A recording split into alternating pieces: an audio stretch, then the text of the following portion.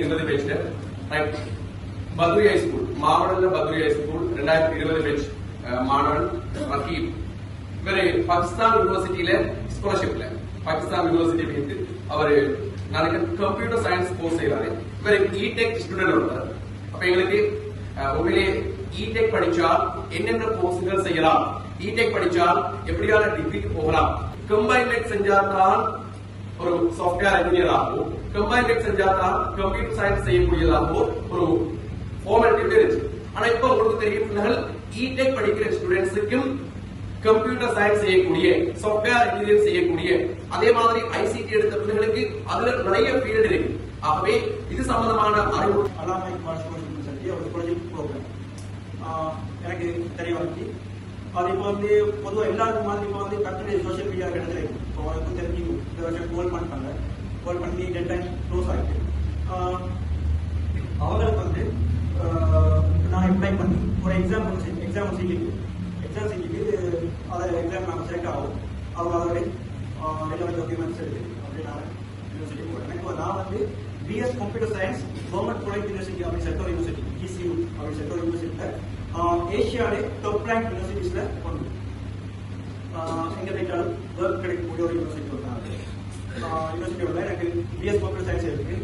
இது ஒரு கிடைக்கும் சான்ஸ் கிடைக்கும். முதல்ல வந்து நிறைய கொஸ்டின்ஸ் எப்படி நான் செய்கிறது, கம்ப்யூட்டர் சயின்ஸ் டபுள் மேக்ஸ் செஞ்சுட்டு இன்டெக்டல் செஞ்சுட்டு அப்புறம் எப்படி செய்யறது நிறைய கொஸ்டின் எஃபிஷியன்சி கோர்ஸ் சொல்லி ஒரு கோர்ஸ் வந்து நான் நெக்ஸ்ட்டுக்கு இங்கே நான் அங்கே வந்து நெக்ஸ்ட் நான் இங்கே டபுள் மேக்ஸ் படிச்சுட்டு படிக்காம போயிட்டா அங்கே நான் அதுக்கு ஈக்குவல் பண்ணுறதுக்குரிய ஒரு கோர்ஸ் உண்டு.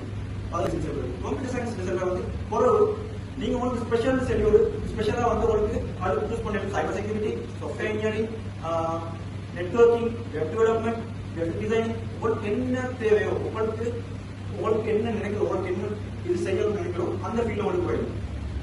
சரியா? கோர்ஸ் இடெக் செய்யணுமா ஏழும் அதான் கரெக்ட். இப்படி ஒவ்வொரு நாட்டிலையும் இருக்கிற ஸ்டூடெண்ட்ஸ் சந்தர்ப்பங்கள் கிடைக்கிற நேரம் எடுத்தா இடெக் பிள்ளைகள் அதிகமா இடெக் கோர்ஸ் தான் போயிருக்கு. ரைட்? அப்ப அந்த பிள்ளைகளை நான் விசாரித்து பார்த்தா நான் நினைக்கிற மட்டுக்கு பெரும்பாலும் எல்லா கோர்ஸுக்கும் எங்க பிள்ளைகளுக்கு அப்ளை பண்ணக்கூடியதாக போகக்கூடிய வாய்ப்பு இருக்கு. அதனால பிள்ளைகள் முதலாவது நீங்க ஏறவலப்படுத்தி ரிசல்ட்டுக்கு போகணும். ரிசல்ட் வீட்டில் யோசிக்கணும். ஸ்ரீலங்கா யூனிவர்சிட்டி செய்யறதா அல்லது ஃபாரின் யூனிவர்சிட்டி செய்யறதா? எங்க பொதுவா கண்டியை பொறுத்த வரையில பெரும்பாலும் ஃபாரின் யூனிவர்சிட்டி போற பிள்ளைங்க நிறைய இருக்கிறாங்க. ஃபாரின் யூனிவர்சிட்டி போயிட்டு என்ன கோர்ஸ் செய்யுது, நாங்க கம்பைன்மெண்ட் செய்யாம இந்த கோர்ஸ் செய்யணும்டா அந்த கோர்ஸுக்கு நாங்க என்ன தேவையோ அந்த அடிப்படையில் இடையில செஞ்சு விடுவோம்.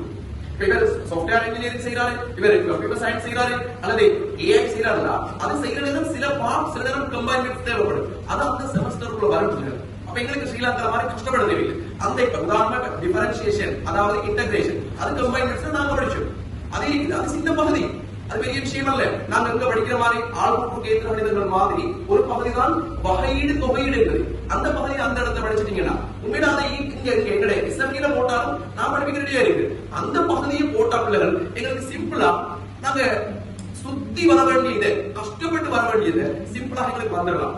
இந்த கோர்ஸ் என்ன இன்க்ளூட் ஆகிறதுனா வகையீடு தொகையீடு இன்டகிரேஷன் டிஃபரன்சியேஷன் அப்படின்னு சொல்லிட்டு 2 சப்ஜெக்ட். அதை வந்து இங்கே படிக்க பெரிய கஷ்டமான சப்ஜெக்ட் இல்லை, சிம்பிள் சப்ஜெக்ட் தான். அதை நான் இங்கே படிச்சுட்டு போனேன்னா அப்போ வந்து எனக்கு கஷ்டம் கைக்காது. ஏற்கனவே படிச்சுட்டு டபுள் மேக்ஸ் படிக்கணும். நானும் ஒரே கிளாஸில் தான் போகணும். 2 பேர் பார்த்து ஒரே சப்ஜெக்ட் தான் செய்யணும். ஒரு டிஃபரன்ஸ் இருக்கு. என்ன டிஃபரெண்ட் ஒரு மாதிரி அவங்க டிஃபரெண்ட் ஒரு மாதிரி. நான் வந்து ஃபர்ஸ்ட் செமஸ்டர் செகண்ட் செமஸ்டர் அதுதான் டெஃபிஷியன்சி கோர்ஸ் கம்ப்ளீட் பண்ணிட்டேன். இப்போ நானும் டபுள் மேக்ஸ் படிச்சுட்டு கம்ப்யூட்டர் சயின்ஸ் செய்கிற மாதிரி தான் அங்கே நான் கம்ப்யூட்டர் சயின்ஸ் செஞ்சு இங்கே வந்து கம்ப்யூட்டர் சயின்ஸ் செய்யலாம் இல்லை. டியூஷன் ஃபீ ஃபுல்லாகவே ஃப்ரீ. சரியா? அடுத்து வந்து மந்த்லி எலவன்ஸ் சொல்லி ஒரு அமௌண்ட் தருவாங்க. ஏஆர் டிக்கெட் ப்ளஸ் போகிறதும் லாஸ்ட் நீங்கள் டிகிரி முடிச்சு கம்ப்ளீட் பண்ணிட்டு வரக்கும் ஏஆர் டிக்கெட் தருவாங்க.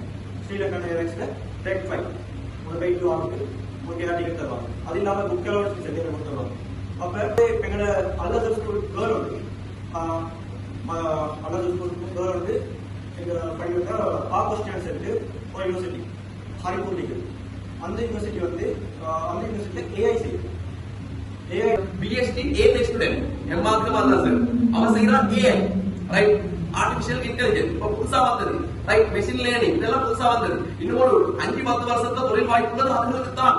ரைட் பிள்ளைகள் உங்களுக்கு வாழ்க்கை இருக்குது பயன்படுத்திக் ரைட் சந்திப்போம் ரைட் பெரிய ஒரு தேங்க்ஸ் சொல்லிக்கிறோம். உங்களுக்கு கட்டாயம் கைட் பண்ணுறதுக்காக டிபார்ட் வச்சிருக்கு. ஓகே இப்போ உங்களுக்கு டவுட் எல்லாம் புரியுது.